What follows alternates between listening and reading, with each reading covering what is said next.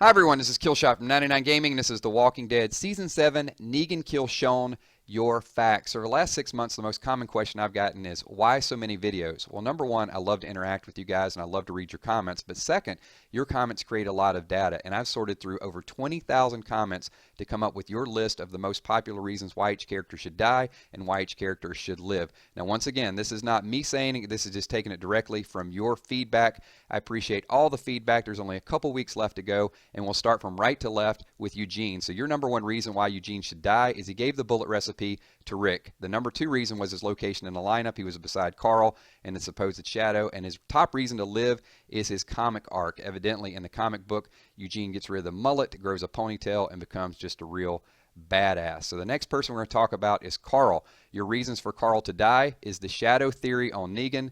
Number two, a lot of people said that his age in real life is going to affect his character, and number three would be the effect on Rick. The reasons he would live is his comic arc, and he's also been seen filming quite a bit. Moving on to Aaron. Aaron was one of the more interesting ones as I went through your comments. There just wasn't a lot of proof and a lot of facts. The main reason was I just think it's going to be Aaron with very little data whatsoever. I think Aaron may be disliked. Number one reason for him to live is he's seen filming quite a bit. Moving on to Sasha. Sasha's number one reason for her to die, same thing as Aaron. It was just like, I just think it's going to be Sasha. No reason given whatsoever for the majority of the comments. Reasons to live, though, she has been seen filming, and also to avenge Abraham. So the next character we want to talk about is Rick. Your number one reason for Rick to die is a plot twist. That was about it. There wasn't a whole lot other than that. But reasons for Rick to live, his comic arc, his TV arc, and also he is the show's main character. It'd be kind of tough to kill Rick other than it just a major plot twist. Okay, let's talk about Maggie. Your number one reason for Maggie to die, major plot twist, to switch it up with Glenn a little bit. Number two, the show can't have all these kids running around. Reasons for Maggie to live was the comic arc, and also the number two reason was to raise Glenn's baby. There was another one that was listed, and it's like, there's no way they'll kill Maggie because they're just not going to kill a pregnant woman on television. Moving on to Abraham. Your number one reason for Abraham to die, he's not been seen filming, and that is the biggest reason, the most common reason. Number two, the character already died in the comic. Number three, his threat to Negan. And number four, Spoiling Dead said so. Reasons for Abraham to live, all-out war. Even Robert Kirkman said he wished he wouldn't have killed him so early. He'd have loved to kept him around for all-out war. Moving on to Michonne. Your number one reason why Michonne would die would be the POV theory. That was popular early on, but it has changed. Number two reason, Rick's women always die. Reasons for Michonne to live, because of Michonne, of course, and also her comic arc. There's a lot more story for her to tell. Moving on to Daryl, there were a lot of opinions. There must have been 10,000 comments in these videos about Daryl. Number one reason for him to die, other TV show movies. That was early on. Number two, he was never in the comics. Reasons for Daryl to live, fan favorite, seen filming, and also to take out his revenge on Dwight, among other people. So there's no way they're killing Daryl. People love Daryl too much. He is the money maker. Moving on to Rosita. Number one reason for Rosita to die was POV. That was a popular theory early on. A lot of the comments from videos several months ago. Number one reason for Rosita to live, all-out war. She would be awesome walking around with a machine gun mowing people down. Moving on to the next character, and we have saved the most interesting for last, and that is Glenn. Reasons for Glenn to die, comic arc, not seen filming. Spoiling Dead said so, dodge death too much. Reasons for Glenn to live, major plot twist, and also he is a fan favorite as well. So moving on to Negan, what he really meant. One of the comments actually said, you can learn a lot by going back and just listening to it all over again. So I went back and listened to the audio, and I took some of the quotes, and I want you guys to think about this before we do the live stream tomorrow night. We'll talk about what Negan really meant.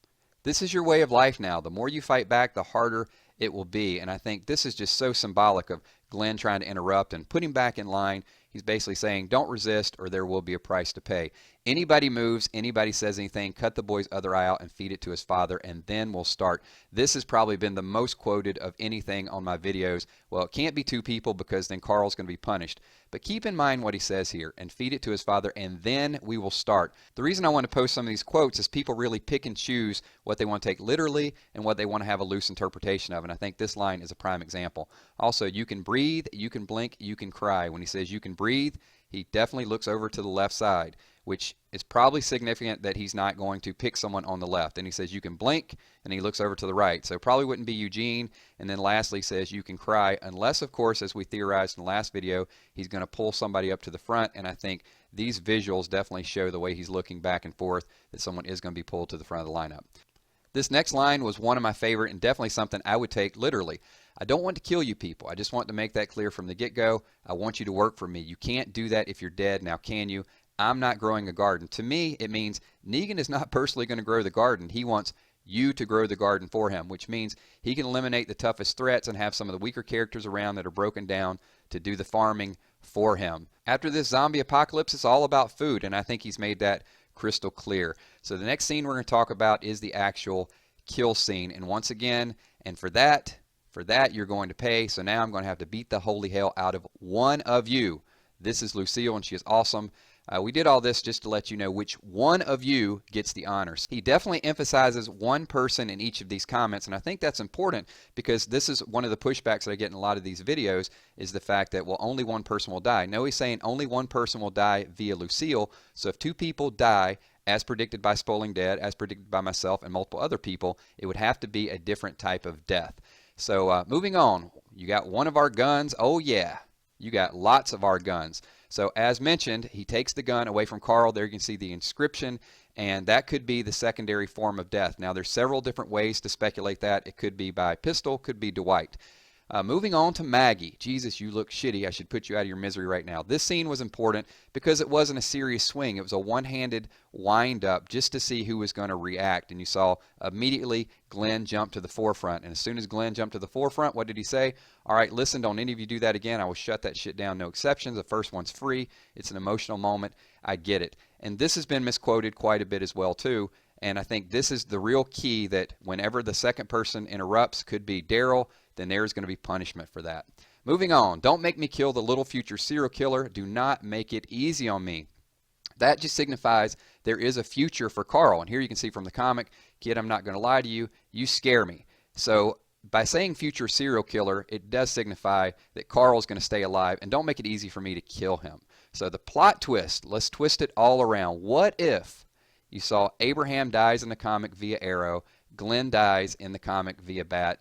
There's a lot of suggestion that these two could trade places. We know that Denise has already taken Abraham's supposed death, but it's theorized at this point that Abraham gets beat down the way Glenn gets beat down in the comic, and possibly Dwight shoots Glenn, taking Abraham's death. What an amazing plot twist. I'm still going to say that Negan will shoot. The pistol is very important. I think he put it there for a reason. I think it's significant. A lot of those quotes just sort of lead to that one person will be Lucille'd, one person may be killed another way. Thanks everyone for watching. Appreciate all the comments, all the interaction. Give this video a thumbs up, and I look forward to your future participation. My name is Killshot. Peace.